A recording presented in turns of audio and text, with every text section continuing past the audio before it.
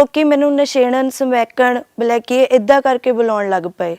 ਅੱਜ ਮੈਂ ਤੁਹਾਨੂੰ ਆਹੀ ਆਪਣੀ ਕਹਾਣੀ ਦੱਸੂਗੀ ਕਿ ਕਿੱਦਾਂ ਮੈਂ ਆਪਣਾ ਨਾਮ ਜੋ ਕਿ ਮੇਰੇ ਘਰਦਿਆਂ ਨੇ ਰੱਖਿਆ ਸੀ ਉਹ ਮੈਂ ਵਾਪਸ ਲਿਆ। ਕਿਉਂਕਿ ਮੈਂ ਇੱਕ ਇਕਲੌਤੀ ਬੇਟੀ ਸੀਗੀ ਘਰਦਿਆਂ ਦੀ ਤੇ ਮੈਨੂੰ ਬਹੁਤ ਇਕੱਲਾਪਨ ਮਹਿਸੂਸ ਹੁੰਦਾ ਸੀਗਾ। ਤੇ ਉਹਦੇ ਤੋਂ ਬਾਅਦ ਵਿੱਚ ਸਕੂਲ ਵਿੱਚ ਫਰੈਂਡਸ ਜਿਹੜੇ ਹੁੰਦੇ ਸੀ ਉਹ ਮੈਨੂੰ ਬਹੁਤ ਇੰਪੋਰਟੈਂਸ ਦਿੰਦੇ ਸੀ, ਉਹ ਮੈਨੂੰ ਬਹੁਤ ਵਧੀਆ ਲੱਗਦੇ ਸੀਗੇ। ਫਿਰ ਜਦੋਂ ਮੈਂ ਟੀਨੇਜ ਵਿੱਚ ਆਈ ਮੈਂ ਗਲਤ ਸੰਗਤ ਵਿੱਚ ਪੈ ਗਈ। ਗਲਤ ਸੰਗਤ ਵਿੱਚ ਪੈਣ ਤੋਂ ਭਾਵ ਕਿ ਉਹ ਲੋਕ ਜਿਹੜੇ ਕਿ ਨਸ਼ੇ ਕਰਦੇ ਸੀਗੇ ਉਹ ਮੇਰੇ ਤੋਂ ਉਮਰ ਤੋਂ ਤਾਂ ਵੱਡੇ ਸੀਗੇ, ਬਟ ਮੈਨੂੰ ਬਹੁਤ ਜ਼ਿਆਦਾ ਇੰਪੋਰਟੈਂਸ ਮਿਲਦੀ ਸੀਗੀ। ਸਾਰੇ ਮੇਰੇ ਅੱਗੇ ਪਿੱਛੇ ਘੁੰਮਦੇ ਸੀ, ਮੈਨੂੰ ਉਹ ਚੀਜ਼ ਬਹੁਤ ਵਧੀਆ ਲੱਗਦੀ ਸੀਗੀ। ਇੱਦਾਂ ਹੀ ਕਰਦੇ ਕਰਦੇ ਮੈਂ ਵੀ ਉਹਨਾਂ ਨਾਲ ਬਹਿ ਕੇ ਨਸ਼ਾ ਸ਼ੁਰੂ ਕਰ ਦਿੱਤਾ। ਉਸ ਟਾਈਮ ਉਮਰ ਛੋਟੀ ਹੋਣ ਦੇ ਕਰਕੇ ਮੈਨੂੰ ਜ਼ਿਆਦਾ ਪਤਾ ਨਹੀਂ ਸੀ ਕਿ ਨਸ਼ੇ ਦੇ ਕੌਨਸੀਕੁਐਂਸ ਕੀ ਹੁੰਦੇ ਆ, ਕਿ ਨਸ਼ਾ ਸਾਡੀ ਜ਼ਿੰਦਗੀ 'ਤੇ ਕੀ ਪ੍ਰਭਾਵ ਪਾਉਂਦਾ ਆ। ਪਰ ਹੌਲੀ ਹੌਲੀ ਮੈਨੂੰ ਪਤਾ ਲੱਗਣਾ ਸ਼ੁਰੂ ਹੋਇਆ ਕਿ ਇਹ ਨਸ਼ੇ ਨੇ ਮੈਨੂੰ ਜਕੜ ਲਿਆ ਆ, ਮੇਰੀ ਮਜਬੂਰੀ ਬਣ ਗਿਆ ਆ। ਸ਼ੌਂਕ ਨਾਲ ਸ਼ੁਰੂ ਕੀਤੀ ਹੋਈ ਚੀਜ਼ ਇੱਕ ਮਜਬੂਰੀ ਬਣ ਚੁੱਕੀ ਆ ਮੇਰੀ।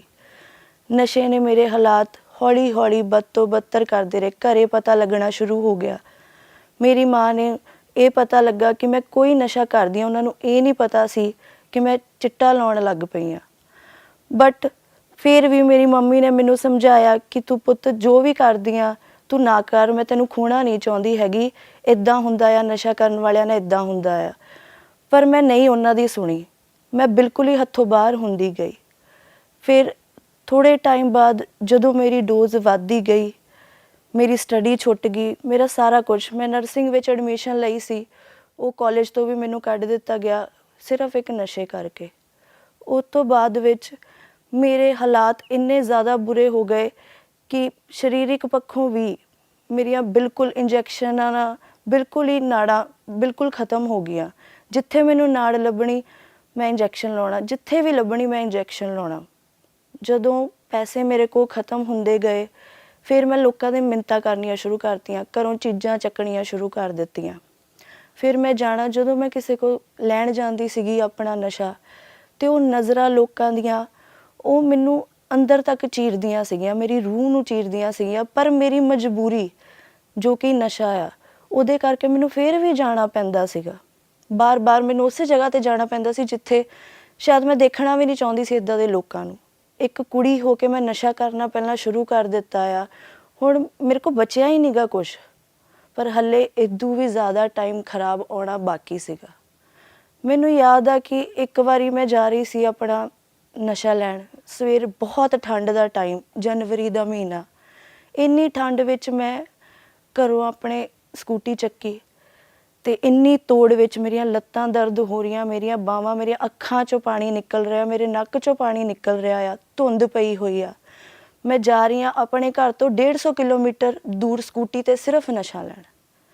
ਜਾਂਦੇ ਜਾਂਦੇ ਰਸਤੇ ਵਿੱਚ ਇੱਕਦਮ ਮੇਰੇ ਮੂਹਰੇ ਇੱਕ ਗੱਡੀ ਆ ਜਾਂਦੀ ਆ ਤੇ ਮੈਂ ਉਹਦੇ ਵਿੱਚ ਬਹੁਤ ਜ਼ੋਰ ਨਾਲ ਮੇਰੀ ਉਹਨਾਂ ਟੱਕਰ ਹੁੰਦੀ ਆ ਤੇ ਮੈਂ ਡਿੱਗ ਜਾਂਦੀ ਹਾਂ। ਜਦੋਂ ਮੈਂ ਥੱਲੇ ਡਿੱਗ ਕੇ ਉੱਠ ਕੇ ਦੇਖਦੀ ਹਾਂ ਤਾਂ ਮੇਰੇ ਗੋਡਿਆਂ ਵਿੱਚੋਂ ਮੇਰੇ ਮੂੰਹ 'ਤੇ ਰਗੜਾਂ ਲੱਗੀਆਂ ਹੁੰਦੀਆਂ, ਖੂਨ ਨਿਕਲ ਰਿਹਾ ਹੁੰਦਾ ਆ। ਪਰ ਫਿਰ ਵੀ ਮੇਰਾ ਸਿਰਫ ਧਿਆਨ ਨਸ਼ੇ ਵੱਲ ਹੁੰਦਾ ਕਿ ਮੈਨੂੰ ਮੇਰਾ ਨਸ਼ਾ ਮਿਲ ਜਾਵੇ, ਕਿਸੇ ਤਰ੍ਹਾਂ ਮੈਂ ਉੱਥੇ ਤੱਕ ਪਹੁੰਚ ਜਾਵਾਂ। ਮੈਨੂੰ ਖੂਨ ਨਾਲ ਕੋਈ ਮਤਲਬ ਨਹੀਂ, ਮੈਨੂੰ ਇਹ ਨਹੀਂ ਕੋਈ ਮਤਲਬ ਕਿ ਮੇਰੇ ਸੱਟਾਂ ਲੱਗੀਆਂ ਹੋਈਆਂ ਆ, ਕਿਸੇ ਚੀਜ਼ ਨਾਲ ਮੈਨੂੰ ਉਸ ਟਾਈਮ 'ਤੇ ਕੋਈ ਮਤਲਬ ਨਹੀਂ ਸੀਗਾ। ਲੋਕੀ ਮੈਨੂੰ ਕਹਿ ਰਹੇ ਸੀ ਤੁਹਾਨੂੰ ਦਵਾਈ ਦਵਾ ਦਈਏ। ਉੱਥੇ ਬੱਚੇ ਸੀ ਸਕੂਲ ਦੇ, ਉਹ ਸਕੂਲ ਦਾ ਜਾਣ ਦਾ ਟਾਈਮ ਸੀ, ਉੱਥੇ ਬੱਚੇ ਸੀ, ਕਾਲਜ ਸਟੂਡੈਂਟ ਸੀਗੇ ਰੋਡ 'ਤੇ। ਉਹਨਾਂ ਨੇ ਮੈਨੂੰ ਕਿਹਾ ਕਿ ਤੁਹਾਡੇ ਦਵਾਈ ਲਵਾ ਦਈਏ। ਮੈਂ ਕਿਹਾ ਨਹੀਂ, ਮੈਂ ਇੱਦਾਂ ਹੀ ਖੂਨ ਵਗਦੇ ਵਿੱਚ ਉੱਥੇ ਤੱਕ ਮੈਂ ਪਹੁੰਚੀ ਜਿੱਥੇ ਮੈਂ ਨਸ਼ਾ ਲੈਣਾ ਸੀਗਾ। ਇੰਨੇ ਇਸ ਹਾਲਾਤਾਂ 'ਚੋਂ ਵੀ ਮੈਂ ਉੱਥੇ ਪਹੁੰਚੀ ਕਿ ਮੈਨੂੰ ਸਿਰਫ ਨਸ਼ਾ ਚਾਹੀਦਾ। ਉੱਥੇ ਜਾ ਕੇ ਵੀ ਮੈਂ ਉਹਨਾਂ ਦੇ ਦਰਵਾਜ਼ੇ ਮੂਹਰੇ ਜਾ ਕੇ ਵੀ ਮੈਂ ਉੱਥੇ ਡਿੱਗੀ ਆ ਕਿਉਂਕਿ ਮੇਰੇ ਕੋਲ ਇੰਨੀ ਪੇਨ ਹੋ ਰਹੀ ਸੀਗੀ ਠੰਡ ਦੇ ਕਰਕੇ। ਤੇ ਮੈਂ ਉਹਨੂੰ ਵੀ ਇਨਸਾਨ ਨੂੰ ਜਾ ਕੇ ਇਹੀ ਕਿਹਾ ਕਿ ਪਹਿਲਾਂ ਮੈਨੂੰ ਨਾ ਸਮਾਨ ਲਵਾ, ਉਸ ਤੋਂ ਬਾਅਦ 'ਚ ਮੈਂ ਕੋਈ ਗੱਲ ਕਰੂੰਗੀ, ਮੇਰੇ ਬਹੁਤ ਪੇਨ। ਉਹਨੇ ਵੀ ਮੈਨੂੰ ਇਹੀ ਕਿਹਾ ਤੂੰ ਪੱਟੀ ਕਰਾ ਲਾ, ਤੇਰੇ ਬਲੱਡ ਨਿਕਲ ਰਿਹਾ ਆ। ਪਰ ਨਹੀਂ, ਐਕਚੁਅਲੀ ਨਸ਼ਾ ਮੇਰਾ ਮਾਂ ਬਣ ਚੁੱਕੀ ਸੀ ਉਸ ਟਾਈਮ ਤੱਕ, ਮੇਰਾ ਪਿਓ, ਮੇਰਾ ਭੈਣ, ਮੇਰਾ ਭਰਾ, ਸਾਰਾ ਕੁਛ ਨਸ਼ਾ ਹੀ ਬਣ ਚੁੱਕਾ ਸੀਗਾ।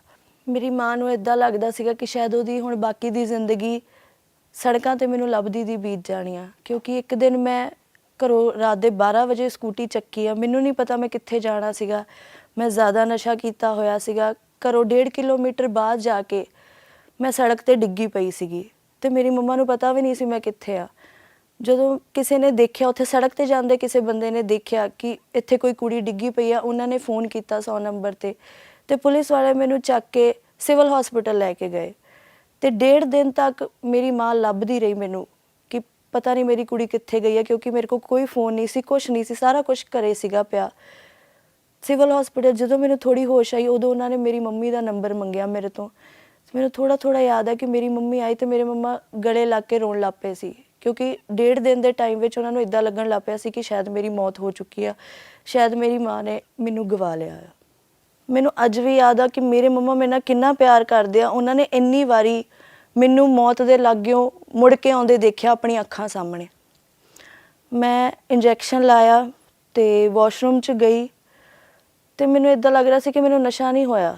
ਫਿਰ ਮੈਂ ਇੱਕ ਇੰਜੈਕਸ਼ਨ ਲਾਇਆ, ਫਿਰ ਮੈਨੂੰ ਇੱਦਾਂ ਲੱਗਾ ਕਿ ਨਹੀਂ ਯਾਰ, ਮੈਨੂੰ ਨਸ਼ਾ ਨਹੀਂ ਹੋਇਆ ਹੈਗਾ, ਮੈਂ ਕੀ ਕਰਾਂ, ਕਿਉਂਕਿ ਹਾਲਾਤ ਉੱਥੇ ਆ ਗਏ ਸੀ ਕਿ ਮੈਂ ਸਿਰਫ ਮਰਨ ਲਈ ਨਸ਼ਾ ਕਰਨਾ ਸ਼ੁਰੂ ਕਰਤਾ ਸੀ ਤੇ 1-2 ਇੰਜੈਕਸ਼ਨ ਨਾਲ ਮੈਨੂੰ ਕੁਛ ਨਹੀਂ ਹੁੰਦਾ ਸੀਗਾ, ਕਿਉਂਕਿ ਮੈਂ ਮਰਨਾ ਹੀ ਚਾਹੁੰਦੀ ਸੀਗੀ। ਫਿਰ ਮੈਂ ਇੰਜੈਕਸ਼ਨ ਲਾਇਆ, ਫਿਰ ਵੀ ਮੈਨੂੰ ਲੱਗਾ ਕਿ ਨਹੀਂ, ਕੁਛ ਨਹੀਂ ਹੋਇਆ। ਇੱਕਦਮ ਮੈਂ ਜਦੋਂ ਉੱਠੀ ਆ ਵਾਸ਼ਰੂਮ 'ਚ ਤੇ ਮੇਰੀਆਂ ਅੱਖਾਂ ਮੂਹਰੇ ਇੱਕਦਮ ਹਨੇਰਾ ਆ ਗਿਆ। ਉਸ ਟਾਈਮ ਮੇਰੇ ਦਿਲ 'ਚੋਂ ਇੱਕੋ ਆਵਾਜ਼ ਆਈ ਕਿ ਮੈਂ ਸਾਰਾ ਕੁਛ ਮੇਰਾ ਖ਼ਤਮ ਹੋ ਰਿਹਾ ਹੁਣ। ਮੈਂ ਇੱਕ ਵਾਰੀ ਆਪਣੀ ਮਾਂ ਨੂੰ ਮਾਰਨ ਲੱਗੀ ਹਾਂ, ਮੈਂ ਮੌਤ ਮੇਰੇ ਬਹੁਤ ਲੱਗ ਗਿਆ, ਮੈਂ ਆਪਣੀ ਮਾਂ ਨੂੰ ਇੱਕ ਵਾਰੀ ਘੁੱਟ ਕੇ ਜੱਫੀ ਪਾ ਲਵਾਂ। ਜਿੱਦਾਂ ਕਿੱਦਾਂ ਕਰਕੇ ਮੈਂ ਦਰਵਾਜ਼ਾ ਖੋਲ੍ਹਿਆ ਤੇ ਵਾਸ਼ਰੂਮ ਦਾ ਮੈਂ ਚੀਕਾਂ ਮਾਰਨੀਆਂ ਸ਼ੁਰੂ ਕਰਤੀਆਂ ਕਿ ਮੰਮਾ ਮਰਨ ਲੱਗੀ ਹਾਂ, ਕਿੱਥੇ ਹੋ ਕਿੱਥੇ ਹੋ। ਮੈਨੂੰ ਯਾਦ ਆ, ਥੋੜ੍ਹਾ ਜਿਹਾ ਯਾਦ ਆ ਕਿ ਮੇਰੀ ਮੰਮਾ ਪੌੜੀਆਂ ਵਿੱਚੋਂ ਦੌੜੇ ਆ ਰਹੇ ਸੀ ਮੇਰੇ ਵੱਲ ਨੂੰ, ਮੇਰੇ ਮੰਮਾ ਪਾਪਾ ਦੋਨੋਂ। ਤੇ ਉਦੋਂ ਬਾਅਦ ਵਿੱਚ ਮੈਨੂੰ ਕੁਛ ਵੀ ਯਾਦ ਨਹੀਂ।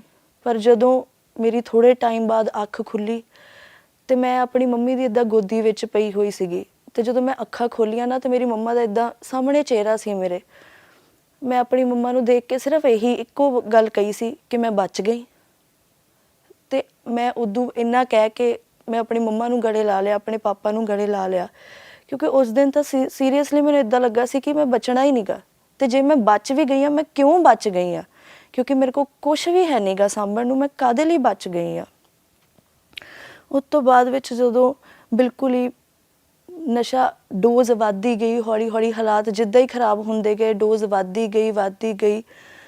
ਇੱਦਾਂ ਦਾ ਟਾਈਮ ਆ ਗਿਆ ਕਿ ਪੈਸਿਆਂ ਵੱਲੋਂ ਹਰ ਬੰਨਿਓ ਮੈਂ ਬਿਲਕੁਲ ਖ਼ਤਮ ਹੁੰਦੀ ਜਾ ਰਹੀ ਸੀ। ਫਿਰ ਮੈਂ ਵੇਚਣਾ ਸ਼ੁਰੂ ਕਰ ਦਿੱਤਾ ਨਸ਼ਾ। ਜਦੋਂ ਮੈਂ ਨਸ਼ਾ ਵੇਚਣਾ ਸ਼ੁਰੂ ਕਰ ਦਿੱਤਾ, ਮੈਨੂੰ ਲੱਗਿਆ ਸੀ ਹੁਣ ਮੇਰੇ ਕੋਲ ਪੈਸਿਆਂ ਦੀ ਕਮੀ ਨਹੀਂ ਆਊਗੀ, ਕਦੀ ਵੀ ਮੇਰੀ ਡੋਜ਼ 'ਚ ਪ੍ਰੋਬਲਮ ਨਹੀਂ ਆਊਗੀ, ਜਿੰਨਾ ਨਸ਼ਾ ਮੈਂ ਚਾਹਾਂ ਮੈਂ ਕਰ ਸਕਦੀ ਹਾਂ। ਵਧੀਆ ਚੱਲ ਰਿਹਾ ਹੈ, ਹਾਂ, ਨਸ਼ੇ ਦੀ ਪੂਰਤੀ ਤਾਂ ਮੇਰੀ ਹੋ ਹੀ ਰਹੀ ਆ। ਪਰ ਉਦੋਂ ਬਾਅਦ ਵਿੱਚ ਬਿਲਕੁਲ ਇੱਦਾਂ ਹੋ ਗਿਆ ਸੀਗਾ ਕਿ ਅੱਗੇ ਤਾਂ ਚਲੋ ਮੈਨੂੰ ਲੋਕ ਕਹਿੰਦੇ ਸੀਗੇ, ਠੀਕ ਆ, ਰਿਸ਼ਤੇਦਾਰ ਕਹਿੰਦੇ ਸੀ, ਹੁਣ ਤਾਂ ਇੱਦਾਂ ਹੋ ਗਿਆ ਸੀ ਕਿ ਪ੍ਰਸ਼ਾਸਨ ਵੀ ਮੇਰੇ ਪਿੱਛੇ ਪੈ ਗਿਆ ਸੀਗਾ। ਉਹ ਵੀ ਮੈਨੂੰ ਲੱਭਣਾ ਸ਼ੁਰੂ ਕਰ ਦਿੱਤਾ ਸੀਗਾ ਕਿ ਕੁੜੀ ਹੈਗੀ ਆ, ਨਸ਼ਾ ਵੇਚਦੀ ਕਿੱਥੇ ਆ। ਤੇ ਮੇਰੀ ਮੰਮਾ ਨੇ ਉਸ ਟਾਈਮ ਮੈਨੂੰ ਇਹ ਕਹਿ ਦਿੱਤਾ ਸੀਗਾ ਕਿ ਜਾਂ ਮੈਂ ਤੇਰੇ ਜ਼ਹਿਰ ਦਾ ਟੀਕਾ ਲਾ ਲੈਣਾ ਜਾਂ ਮੈਂ ਆਪਣੇ ਲਾ ਲੈਣਾ, ਤੂੰ ਮੈਨੂੰ ਚਾਹੀਦੀ ਨਹੀਂ ਹੈਗੀ ਇਸ ਘਰ ਦੇ ਵਿੱਚ। ਕਿੰਨੀ ਵਾਰੀ ਇੱਦਾਂ ਹੁੰਦਾ ਸੀ ਕਿ ਮੈਂ ਖੜੀ ਪੱਖੇ ਵੱਲ ਚੁੰਨੀ ਬੰਨ੍ਹ ਕੇ ਦੇਖਦੀ ਰਹਿੰਦੀ ਸੀ, ਕਦੀ ਬੈੱਡ 'ਤੇ ਚੜ੍ਹਦੀ ਸੀਗੀ, ਫੇਰ ਉਤਰਦੀ ਸੀ, ਫੇਰ ਚੜ੍ਹਦੀ ਸੀ, ਦੇਖਦੀ ਸੀ ਚੁੰਨੀ ਵੱਲ, ਫੇਰ ਉਤਰ ਜਾਂਦੀ ਸੀਗੀ। ਤੇ ਮੇਰੀ ਮੰਮਾ ਨਾ ਬਾਹਰ ਜਿੱਦਾਂ ਦਰਵਾਜ਼ਾ ਖੜਕਾਉਂਦੇ ਹੁੰਦੇ ਸੀ, ਉਹਨਾਂ ਨੂੰ ਲੱਗਦਾ ਸੀ ਸ਼ਾਇਦ ਮੈਂ ਅੰਦਰ ਨਸ਼ਾ ਕਰ ਰਹੀ ਹਾਂ। ਫਿਰ ਮੈਂ ਖੜੀ ਹੁੰਦੀ, ਜਦੋਂ ਮੰਮਾ ਦੀ ਆਵਾਜ਼ ਆਉਣੀ ਫਿਰ ਮੈਂ ਥੱਲੇ ਉਤਰ ਜਾਣਾ ਕਿ ਮੇਰੀ ਮੰਮਾ ਕੋਲ ਕੋਈ ਨਹੀਂ ਹੈਗਾ ਹੋਰ, ਕਿ ਜੇ ਮੈਂ ਮਰ ਗਈ ਤਾਂ ਮੇਰੀ ਮੰਮਾ ਦਾ ਕੀ ਹੋਊਗਾ। ਨਾ ਫਾਹਾ ਲੈਣ ਦੀ ਹਿੰਮਤ ਪੈਣੀ ਤੇ ਨਾ ਹੀ ਜੀਣ ਦੀ। ਇਹ ਹਾਲਾਤ ਹੋ ਗਏ ਸੀ, ਨਾ ਮੈਂ ਜੀਂਦਿਆਂ ਵਿੱਚ ਸੀ, ਨਾ ਮੈਂ ਮਰਿਆਂ ਵਿੱਚ ਸੀਗੀ। ਫਿਰ ਮੈਂ ਇੰਨੀ ਜ਼ਿਆਦਾ ਇੰਜੈਕਸ਼ਨ ਵਿੱਚ ਡੋਜ਼ ਵਧਾਤੀ ਕਿ ਅੱਜ ਸੁੱਤੀ ਪਈ ਰਹਿ ਜੂੰਗੀ, ਅੱਜ ਰਹਿ ਜੂੰਗੀ। ਇਸ ਦੌਰਾਨ ਅਚਾਨਕ ਮੇਰੇ ਫਾਦਰ ਦੀ ਡੈਥ ਹੋ ਗਈ। ਜਦੋਂ ਮੇਰੇ ਫਾਦਰ ਦੀ ਡੈਥ ਹੋਈ, ਮੇਰੇ ਮੰਮਾ ਥੋੜ੍ਹੇ ਬਹੁਤ ਜਿਹੜਾ ਉਹਨਾਂ ਨੂੰ ਸਹਾਰਾ ਸੀ ਉਹ ਵੀ ਉਹਨਾਂ ਦਾ ਚਲੇ ਗਿਆ। ਮੇਰੇ ਮੰਮਾ ਬਿਲਕੁਲ ਹੀ ਟੁੱਟ ਗਏ। ਫਿਰ ਉਹਨਾਂ ਨੇ ਮੈਨੂੰ ਕਿਹਾ ਕਿ ਮੈਂ ਤੈਨੂੰ ਇੱਕ ਮੌਕਾ ਹੋਰ ਦਿੰਦੀ ਹਾਂ, ਠੀਕ ਹੋ ਜਾ, ਮੇਰੇ ਕੋਲ ਕੁਛ ਨਹੀਂ ਬਚਿਆ, ਸਿਰਫ ਤੂੰ ਆ ਮੇਰਾ ਪਰਿਵਾਰ, ਤੂੰ ਮੇਰਾ ਸਾਰਾ ਕੁਛ ਆ, ਪਲੀਜ਼ ਤੂੰ ਠੀਕ ਹੋ ਜਾ, ਕੁਛ ਕਰ, ਹੋ ਜਾ ਠੀਕ। ਉਸ ਚੀਜ਼ ਤੋਂ ਮੈਨੂੰ ਇੱਦਾਂ ਲੱਗਣਾ ਸ਼ੁਰੂ ਹੋ ਗਿਆ ਕਿ ਮੇਰਾ ਜਨਮ ਹੀ ਕਿਉਂ ਹੋਇਆ, ਕਿ ਮੈਂ ਪੈਦਾ ਹੀ ਕਿਉਂ ਹੋਈ। ਜੇ ਮੈਂ ਪੈਦਾ ਹੋਈ ਹਾਂ ਤਾਂ ਮੈਂ ਕੁੜੀ ਕਿਉਂ ਆ, ਜੇ ਮੈਂ ਕੁੜੀ ਹੈਗੀ ਹਾਂ ਤਾਂ ਮੈਂ ਨਸ਼ਾ ਕਿਉਂ ਸ਼ੁਰੂ ਕੀਤਾ, ਕਿ ਹੁਣ ਮੈਂ ਛੱਡ ਵੀ ਨਹੀਂ ਪਾ ਰਹੀ, ਸਿਰਫ ਇਸੇ ਰੀਜ਼ਨ ਕਰਕੇ ਕਿ ਮੈਂ ਇੱਕ ਕੁੜੀ ਹਾਂ ਤੇ ਮੈਨੂੰ ਲੋਕ ਕੁਛ ਨਹੀਂ ਮੰਨ ਰਹੇ ਹੈਗੇ ਤੇ ਨਾ ਹੀ ਮੇਰਾ ਕੋਈ ਸਾਥ ਦੇਣ ਨੂੰ ਤਿਆਰ ਆ। ਇੱਥੋਂ ਤੱਕ ਕਿ ਜਿਹੜੇ ਲੋਕਾਂ ਕੋਲ ਮੈਂ ਨਸ਼ਾ ਲੈਣ ਜਾਂਦੀ ਸੀ ਉਹਨਾਂ ਨੇ ਵੀ ਮੇਰੀ ਇਸ ਚੀਜ਼ ਦਾ ਪੂਰਾ ਫਾਇਦਾ ਚੱਕਿਆ। ਉਹਨਾਂ ਨੇ ਮੇਰੀ ਮਜਬੂਰੀ ਨੂੰ, ਮੇਰੀ ਕਮਜ਼ੋਰੀ ਨੂੰ ਮੇਰੇ ਅਗੇਂਸਟ ਯੂਜ਼ ਕੀਤਾ। ਉਹਨਾਂ ਨੇ ਮੇਰੀ ਰੂਹ ਤੇ ਮੇਰੇ ਜਿਸਮ ਨੂੰ ਬਿਲਕੁਲ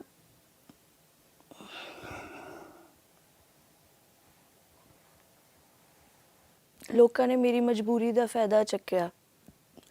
ਠੀਕ ਹੈ, ਹਰ ਕਿਸੇ ਨੂੰ ਇਹ ਲੱਗਦਾ ਸੀਗਾ ਕਿ ਹਾਂ ਯਾਰ ਇਹਨੂੰ ਨਸ਼ਾ ਦੇ ਦਿਓ, ਠੀਕ ਆ, ਇਹ ਇੰਨੀ ਮਜਬੂਰ ਆ ਨਸ਼ੇ ਕਿ ਇਹ ਕੁਛ ਵੀ ਕਰੂਗੀ। ਮੈਂ ਆਪਣੀ ਅਣਖ, ਆਪਣਾ ਜ਼ਮੀਰ, ਸਾਰਾ ਕੁਝ ਮਾਰ ਕੇ ਮੈਂ ਆਪਣੇ ਗੋਡੇ ਟੇਕ ਚੁੱਕੀ ਸੀ ਆਪਣੇ ਨਸ਼ੇ ਅੱਗੇ, ਕਿਉਂਕਿ ਮੇਰੇ ਕੋਲ ਹੋਰ ਕੋਈ ਚਾਰਾ ਨਹੀਂ ਸੀਗਾ। ਮੈਂ ਚਾਹੁੰਦੀ ਸੀ ਠੀਕ ਹੋਣਾ, ਮੈਂ ਚਾਹੁੰਦੀ ਸੀ ਮੈਂ ਨੋਰਮਲ ਜ਼ਿੰਦਗੀ ਜੀਵਾਂ, ਪਰ ਮੈਨੂੰ ਕੋਈ ਰਸਤਾ ਨਹੀਂ ਮਿਲ ਰਿਹਾ ਸੀ। ਮੈਨੂੰ ਸਮਝ ਨਹੀਂ ਆ ਰਹੀ ਸੀ ਮੈਂ ਕਿੱਦਾਂ ਜੀਵਾਂ। ਅਤੇ ਉੱਧਰ ਮੇਰੀ ਮਾਂ ਇਹ ਸੋਚਦੀ ਸੀਗੀ ਕਿ ਇਦੋਂ ਚੰਗਾ ਇਹ ਮਾਰੀ ਜਾਵੇ। ਜਦੋਂ ਉਹਨਾਂ ਨੂੰ ਇੱਦਾਂ ਦਾ ਕੁਛ ਵੀ ਲੱਗਦਾ ਸੀਗਾ, ਉਹਨਾਂ ਨੇ ਫਿਰ ਇੱਕ ਅਖੀਰਲਾ ਕਦਮ ਚੁੱਕਿਆ। ਉਹਨਾਂ ਨੂੰ ਲੱਗਿਆ ਕਿ ਮੈਂ ਆਪਣੇ ਘਰ ਵਾਲੇ ਨੂੰ ਖੋ ਚੁੱਕੀ ਹਾਂ, ਪਰ ਮੈਂ ਆਪਣੀ ਧੀ ਨੂੰ ਨਹੀਂ ਖੋਣਾ ਚਾਹੁੰਦੀ। ਇਸ ਕਰਕੇ ਉਹਨਾਂ ਨੇ ਮੈਨੂੰ ਇੱਕ ਰੀਹੈਬ ਵਿੱਚ ਦਾਖਲ ਕਰਾਇਆ। ਉੱਥੇ ਜਦੋਂ ਮੈਂ ਰੀਹੈਬ ਗਈ, ਉੱਥੇ ਵੀ ਮੈਂ ਇਹੀ ਸੋਚਦੀ ਸੀਗੀ ਕਿ ਮੈਂ ਜਾ ਕੇ ਕੀ ਕਰਨਾ ਹੈਗਾ ਆ। ਮੈਂ ਤਾਂ ਜਾ ਕੇ ਆਪਣੀ ਮੰਮੀ ਨੂੰ ਕੁੱਟੂੰਗੀ, ਕਿੱਦਾਂ ਮੈਨੂੰ ਰੀਹੈਬ 'ਚ ਦਾਖਲ ਕਰਾਇਆ ਜਦ ਮੈਂ ਛੱਡਣਾ ਹੀ ਨਹੀਂ ਹੈਗਾ। ਮੈਂ ਛੱਡਾਂ ਕਿਉਂ, ਇਹਨਾਂ ਨੂੰ ਨਹੀਂ ਸਮਝ ਆਉਣੀ ਹੈਗੀ। ਪਰ ਥੋੜ੍ਹੇ ਟਾਈਮ ਬਾਅਦ ਜਦੋਂ 2-3 ਮਹੀਨੇ ਹੋਏ, ਜਦੋਂ ਮੈਂ ਉੱਥੇ ਜਿਹੜੇ ਸਾਨੂੰ ਸਮਝਾਉਂਦੇ ਸੀ, ਉੱਥੇ ਕਾਉਂਸਲਰ ਸੀ, ਜਦੋਂ ਮੈਂ ਉਹਨਾਂ ਨਾਲ ਗੱਲ ਕੀਤੀ ਤਾਂ ਮੈਂ ਦੇਖਿਆ ਕਿ ਉਹਨਾਂ ਦੀ ਕਹਾਣੀ ਵੀ ਮੇਰੇ ਵਰਗੀ ਸੀਗੀ ਅਤੇ ਅੱਜ ਉਹ ਬੜੀ ਵਧੀਆ ਜ਼ਿੰਦਗੀ ਜੀ ਰਹੇ ਆ। ਕਿਤੇ ਨਾ ਕਿਤੇ ਇੱਕ ਥੋੜ੍ਹੀ ਜਿਹੀ ਮੈਨੂੰ ਹੋਪ ਮਿਲੀ ਸੀ ਕਿ ਯਾਰ ਸ਼ਾਇਦ ਮੈਂ ਵੀ ਹੋ ਸਕਦੀ ਹਾਂ ਇਹਨਾਂ ਵਰਗੀ। ਉਸ ਤੋਂ ਬਾਅਦ ਵਿੱਚ ਜਿੱਦਾਂ ਥੋੜ੍ਹਾ ਉੱਥੇ ਰੀਹੈਬ ਵਿੱਚ ਮੇਰਾ ਟਾਈਮ ਕੱਢਦਾ ਰਿਹਾ ਅਤੇ ਮੈਨੂੰ ਇੱਦਾਂ ਲੱਗਣ ਲੱਗ ਪਿਆ ਕਿ ਯਾਰ ਕਿੰਨੀ ਵਧੀਆ ਨਾ, ਮੈਂ ਸਵੇਰੇ ਉੱਠਦੀ ਹਾਂ, ਮੈਨੂੰ ਅੱਜ ਨਸ਼ੇ ਦੀ ਲੋੜ ਨਹੀਂ ਹੈਗੀ। ਮੈਂ ਉੱਠ ਕੇ ਨਹਾ ਰਹੀ ਹਾਂ, ਆਪਣਾ ਸਾਰਾ ਕੁਛ ਕਰ ਰਹੀ ਹਾਂ, ਮੈਨੂੰ ਨਸ਼ੇ ਦੀ ਲੋੜ ਨਹੀਂ ਹੈਗੀ। ਮੇਰੇ ਖਿਆਲ ਨਾਲ ਜ਼ਿੰਦਗੀ ਜ਼ਿਆਦਾ ਬਿਹਤਰ ਆ। ਮੈਨੂੰ ਕਿਸੇ ਦੀਆਂ ਮਿੰਨਤਾਂ ਨਹੀਂ ਕਰਨੀਆਂ ਪੈਂਦੀਆਂ ਅੱਜ ਦਾ ਦਿਨ। ਮੈਂ ਇੱਕ ਵਾਰੀ ਟਰਾਈ ਕਰਕੇ ਤਾਂ ਦੇਖਾਂ, ਨਸ਼ਾ ਛੱਡ ਕੇ ਤਾਂ ਦੇਖਾਂ, ਜੋ ਮੈਂ ਕਦੀ ਨਹੀਂ ਸੋਚਿਆ ਸੀ ਕਿ ਮੈਂ ਛੱਡ ਕੇ ਦੇਖਾਂ ਵੀ। ਫਿਰ ਮੈਂ ਉਹੀ ਕਰਨਾ ਸ਼ੁਰੂ ਕਰਤਾ। ਮੈਂ ਉਹਨਾਂ ਲੋਕਾਂ ਵਿੱਚ ਬਹਿਣਾ ਉੱਠਣਾ ਸ਼ੁਰੂ ਕਰ ਦਿੱਤਾ ਜਿਨ੍ਹਾਂ ਨੇ ਨਸ਼ਾ ਛੱਡਿਆ ਹੋਇਆ, ਜਿਨ੍ਹਾਂ ਨੂੰ ਕਈ ਸਾਲ ਹੋ ਗਏ। ਜਦੋਂ ਉਹ ਮੇਰੇ ਨਾਲ ਗੱਲਾਂ ਕਰਦੇ ਸੀ, ਮੈਨੂੰ ਸਮਝਦੇ ਸੀ, ਮੇਰੀਆਂ ਸੁਣਦੇ ਸੀ, ਅਤੇ ਮੈਨੂੰ ਇੱਦਾਂ ਲੱਗਣ ਲੱਗਾ ਕਿ ਸ਼ਾਇਦ ਹੁਣ ਮੇਰੀ ਜ਼ਿੰਦਗੀ ਬਦਲੂਗੀ। ਅਤੇ ਉਹੀ ਗੱਲ ਹੋਈ। ਥੋੜ੍ਹੇ ਟਾਈਮ ਬਾਅਦ ਵਿੱਚ ਟਾਈਮ ਜ਼ਰੂਰ ਲੱਗਾ, ਪਰ ਹੌਲੀ ਮੇਰੀ ਜ਼ਿੰਦਗੀ ਬਦਲਣ ਲੱਗ ਪਈ। ਮੈਨੂੰ ਆਪਣੇ ਆਪ ਨਾਲ ਪਿਆਰ ਹੋਣ ਲੱਗ ਪਿਆ, ਮੈਨੂੰ ਆਪਣੇ ਰਿਸ਼ਤੇਦਾਰਾਂ ਨਾਲ ਪਿਆਰ ਹੋਣ ਲੱਗ ਪਿਆ, ਮੈਨੂੰ ਰਿਸ਼ਤੇ ਨਿਭਾਉਣੇ ਆਉਣ ਲੱਗ ਪਏ। ਉਹੀ ਮੈਂ ਕੁੜੀ ਸੀਗੀ, ਠੀਕ ਆ, ਕਿ ਜਿਹੜਾ ਪਤਾ ਨਹੀਂ ਮੇਰੀ ਮਾਂ ਨੂੰ ਇਹ ਲੱਗਦਾ ਹੁੰਦਾ ਸੀ ਕਿ ਘਰੋਂ ਨਿਕਲੀ ਹੈ ਜਾਂ ਤਾਂ ਕਿਸੇ ਥਾਣੇ ਤੋਂ ਫੋਨ ਆਊਗਾ ਤੁਹਾਡੀ ਕੁੜੀ ਚੱਕੀ ਗਈ, ਜਾਂ ਤਾਂ ਕਿਸੇ ਹੌਸਪੀਟਲ ਤੋਂ ਫੋਨ ਆਊਗਾ ਕਿ ਇੱਥੇ ਮਰੀ ਪਈ ਸੀ ਤੁਹਾਡੀ ਕੁੜੀ। ਅਤੇ ਅੱਜ ਮੈਂ ਉਹੀ ਕੁੜੀ ਆ ਕਿ ਮੇਰੀ ਮੰਮੀ ਮੈਨੂੰ ਫੋਨ ਕਰਕੇ ਮੈਨੂੰ ਇਹ ਪੁੱਛਦੇ ਆ ਕਿ ਤੂੰ ਕੁਛ ਖਾਧਾ ਕਿ ਨਹੀਂ ਖਾਧਾ, ਤੂੰ ਠੀਕ ਆ, ਤੂੰ ਕੰਮ ਕਰ ਰਹੀ ਹੈ ਕਿੱਦਾਂ, ਤੂੰ ਠੀਕ ਆ। ਅਤੇ ਆਹ ਜ਼ਿੰਦਗੀ ਮੈਨੂੰ ਬਹੁਤ ਵਧੀਆ ਲੱਗਦੀ। ਮੇਰੇ ਖਿਆਲ ਨਾਲ ਮੈਂ ਸੋਚੀ ਵੀ ਨਹੀਂ ਸੀ ਕਿ ਮੇਰੀ ਜ਼ਿੰਦਗੀ ਇੰਨੀ ਵਧੀਆ ਹੋ ਜੂਗੀ ਨਸ਼ਾ ਛੱਡ ਕੇ, ਜਾਂ ਮੈਂ ਜੀ ਪਾਊਂਗੀ। ਹੌਲੀ ਮੈਨੂੰ ਸੁਸਾਇਟੀ ਨੇ ਵੀ ਅਸੈਪਟ ਕਰਨਾ ਸ਼ੁਰੂ ਕਰਤਾ, ਮੈਨੂੰ ਇੱਜ਼ਤ ਮਿਲਣ ਲੱਗ ਪਈ। ਉਹ ਕੁੜੀ ਜਿਹੜੀ ਘਰ ਦੀਆਂ ਚੀਜ਼ਾਂ ਤੋੜਦੀ ਹੁੰਦੀ ਸੀ, ਅੱਜ ਘਰ ਦੀਆਂ ਚੀਜ਼ਾਂ ਬਣਾ ਰਹੀ ਆ। ਅਤੇ ਮੇਰੀ ਮਾਂ ਜਿੱਥੇ ਖੁਸ਼ ਆ, ਠੀਕ ਆ, ਅਤੇ ਮੈਂ ਵੀ ਬਹੁਤ ਖੁਸ਼ ਹਾਂ, ਕਿਉਂਕਿ ਮੈਨੂੰ ਇੱਜ਼ਤ ਮਿਲ ਗਈ ਵਾਪਸ। ਮੈਨੂੰ ਨਾਮ ਮਿਲ ਗਿਆ ਕਿਰਨਦੀਪ। ਹੁਣ ਮੈਨੂੰ ਕਿਰਨ ਦੀਦੀ ਜਾਂ ਕਿਰਨ ਭੈਣ ਕਹਿ ਕੇ ਬੁਲਾਉਂਦੇ ਆ, ਜਿਹੜਾ ਕਿ ਮੈਨੂੰ ਬਹੁਤ ਵਧੀਆ ਲੱਗਦਾ। ਮੈਨੂੰ ਕੋਈ ਹੁਣ ਨਸ਼ੇੜਨ ਨਹੀਂ ਕਹਿੰਦਾ, ਕੋਈ ਸਮੈਕਣ ਨਹੀਂ ਕਹਿੰਦਾ ਹੈਗਾ।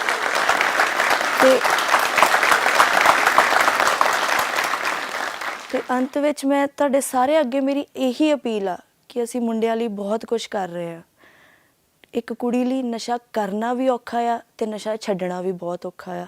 ਅਸੀਂ ਕੋਈ ਨਾ ਕੋਈ ਸਟੈਪ ਚੱਕੀਏ ਕਿ ਕੁੜੀਆਂ, ਸਾਡੇ ਦੇਸ਼ ਦੀਆਂ ਧੀਆਂ, ਸਪੈਸ਼ਲੀ ਪੰਜਾਬ ਦੀਆਂ ਧੀਆਂ ਨਸ਼ੇ ਵਿੱਚ ਆਪਣੀ ਜਾਨ ਖੋ ਰਹੀਆਂ। ਜਿੱਥੇ ਮੁੰਡੇ ਖੋ ਰਹੇ, ਕੁੜੀਆਂ ਵੀ ਖੋ ਰਹੀਆਂ ਹੈਗੀਆਂ ਆ। ਅਸੀਂ ਉਹਨਾਂ ਨੂੰ ਬਚਾਈਏ। ਜੇ ਕਿਸੇ ਦੇ ਪਰਿਵਾਰ ਵਿੱਚ ਇੱਦਾਂ ਦੀ ਕੋਈ ਵੀ ਧੀ ਹੈਗੀ ਆ, ਉਹਨਾਂ ਨਫ਼ਰਤ ਨਾ ਕਰੋ, ਉਹਦੀ ਹੈਲਪ ਕਰੋ, ਉਹਦਾ ਪ੍ਰੋਪਰ ਇਲਾਜ ਕਰਾਓ। ਨਹੀਂ ਤਾਂ ਹਾਲਾਤ ਬਹੁਤ ਜ਼ਿਆਦਾ ਵਿਗੜ ਜਾਂਦੇ, ਬਾਅਦ ਵਿੱਚ ਵਾਪਸੀ ਪੈਣਾ ਬਹੁਤ ਮੁਸ਼ਕਿਲ ਹੋ ਜਾਂਦਾ ਆ। ਅਤੇ ਜਿਹੜੇ ਗਲਤੀ ਨਾਲ ਸ਼ੁਰੂ ਕਰ ਦਿੱਤਾ ਹੈ, ਜਿਨ੍ਹਾਂ ਨੇ ਕਰਨਾ, ਉਹ ਆਪਣਾ ਟਰੀਟਮੈਂਟ ਕਰਾਓ। ਜਿਨ੍ਹਾਂ ਨੇ ਨਹੀਂ ਕੀਤਾ, ਉਹ ਕਦੀ ਹੱਥ ਵੀ ਨਾ ਲਾਉਣ ਇੱਦਾਂ ਦੀ ਚੀਜ਼ ਨੂੰ। ਸਾਡਾ ਸਾਰਾ ਕੁਝ ਖਰਾਬ ਮੈਂ ਕਰ ਚੁੱਕੀ ਆ, ਅਤੇ ਕਰਕੇ ਦੁਬਾਰਾ ਬਣਾਉਣ ਵਿੱਚ ਔਖਾ ਹੁੰਦਾ ਆ। ਇਸ ਤੋਂ ਪਹਿਲਾਂ ਅਸੀਂ ਸ਼ੁਰੂ ਹੀ ਨਾ ਕਰੀਏ ਕੋਈ ਵੀ ਨਸ਼ਾ, ਉਹ ਜ਼ਿਆਦਾ ਬੈਟਰ ਆ। ਹੁਣ ਮੈਂ ਵੀ ਇੱਦਾਂ ਹੀ ਕਰਦੀ ਹਾਂ ਕਿ ਜਿੱਦਾਂ ਮੈਨੂੰ ਕਿਤੇ ਪਤਾ ਲੱਗਦਾ ਕੋਈ ਧੀ ਜਾਂ ਕੋਈ ਕੁੜੀ ਇਸ ਚੀਜ਼ ਵਿੱਚ ਫਸੀ ਹੋਈ ਆ, ਅਤੇ ਮੈਂ ਉੱਥੇ ਜਾ ਕੇ ਉਹਦੀ ਹੈਲਪ ਕਰਨ ਦੀ ਕੋਸ਼ਿਸ਼